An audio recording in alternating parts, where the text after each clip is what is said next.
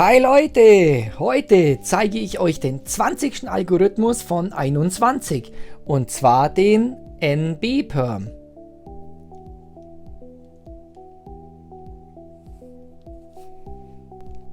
Ihr erkennt den Perm, wenn die vordere Kante mit der linken Ecke schon gelöst ist, plus die hintere Kante mit der rechten Ecke.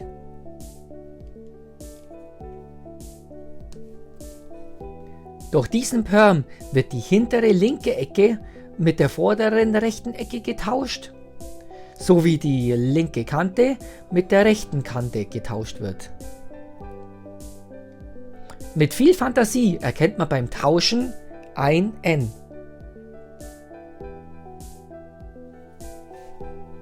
Das heißt, ihr müsst die obere Fläche so weit drehen, bis der gelöste Zweierblock, also die vordere Kante plus die linke Ecke, nach vorne links zeigt. Also genau bei dieser Position.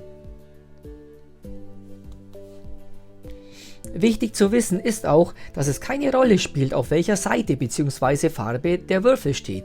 Ob so oder so oder so, egal. Denn nach der Ausführung von dem Perm wird mit einer U-Umdrehung der Würfel komplett gelöst, falls die Farbe der oberen Schicht noch nicht passt. Das gilt übrigens für alle 21 PLL-Perms. Auch bei dieser Position nochmals genauer erklärt.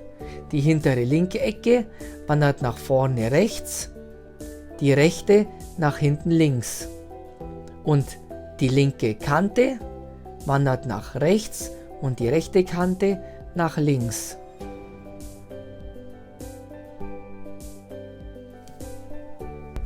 Und genau bei dieser Ausgangsposition müsst ihr dann den Algorithmus lernen und durchführen.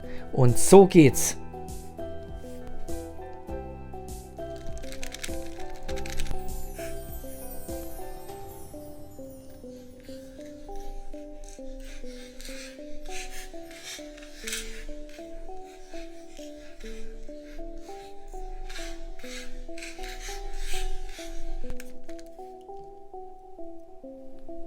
Viel Spaß beim Cuben!